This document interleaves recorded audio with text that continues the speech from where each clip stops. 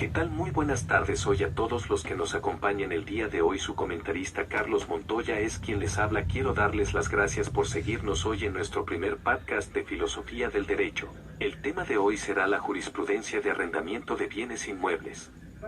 Para determinar si procede la vía mercantil para resolver las controversias derivadas de dicho acto.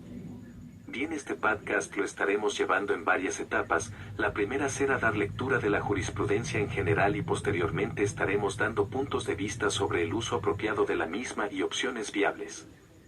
Mientras se da lectura. Suprema Corte de Justicia de la Nación.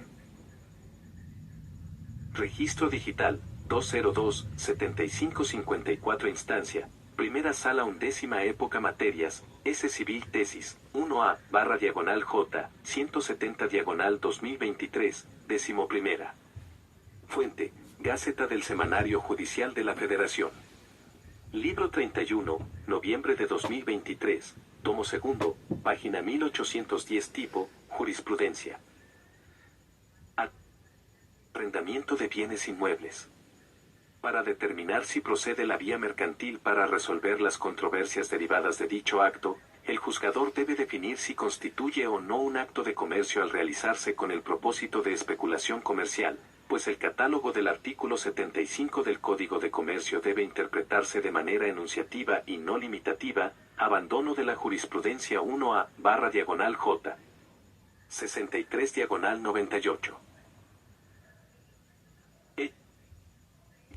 Un tribunal colegiado de circuito conoció de un juicio de amparo directo en el cual la parte quejosa argumentó que la autoridad responsable omitió el análisis de la vía, propuesto desde la contestación de la demanda de origen, y que el contrato de arrendamiento del bien inmueble objeto del juicio era de naturaleza mercantil, al destinarse al funcionamiento de un hotel, por lo que debía dilucidar en la vía de la misma naturaleza.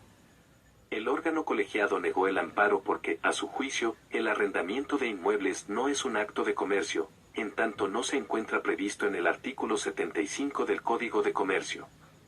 Inconforme, la parte quejosa interpuso recurso de revisión en el que hizo valer la inconstitucionalidad del artículo 75 del Código de Comercio, aplicado por primera vez en su perjuicio, y el posible desconocimiento de los criterios emitidos por la Suprema Corte de Justicia de la Nación en torno al precepto impugnado.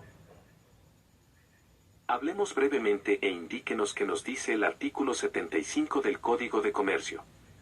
Artículo 75. La ley reputa actos de comercio.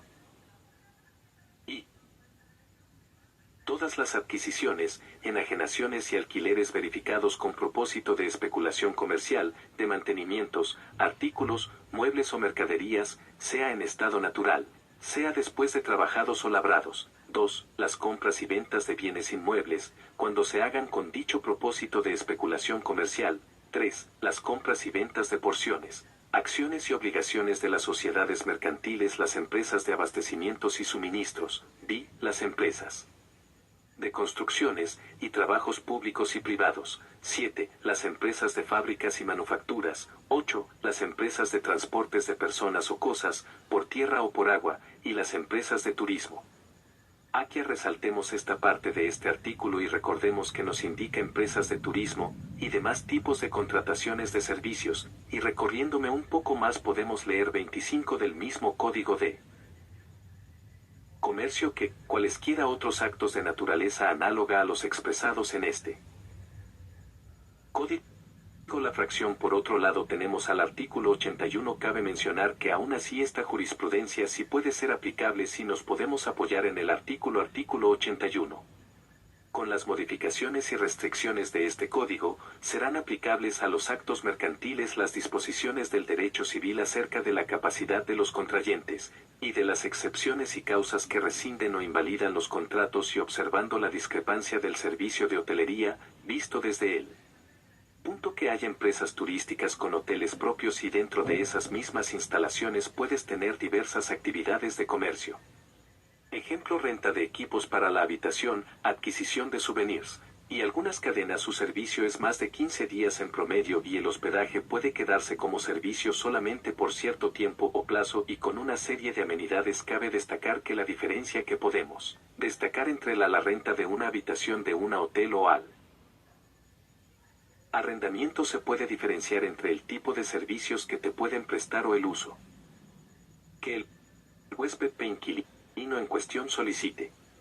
Volviendo con la jurisprudencia nos indica su criterios jurídico. La primera sala de la Suprema Corte de Justicia de la Nación establece que para determinar si es procedente o no la vía mercantil en la resolución de controversias derivadas de un contrato de arrendamiento de bienes inmuebles, es preciso que el juzgador defina en primer lugar si dicho contrato constituye o no un acto de comercio, esto es, que se realiza con el propósito de especulación comercial, sin que obste a lo anterior que en la jurisprudencia 1A/J 63/98. Esta primera sala haya sustentado que el arrendamiento de inmuebles no es un acto de comercio en términos del artículo 75 del Código de Comercio, pues de una nueva reflexión sobre el tema se advierte que ha sido criterio reiterado de la propia sala reconocer que el catálogo previsto en el citado artículo 75 debe interpretarse de manera enunciativa y no limitativa.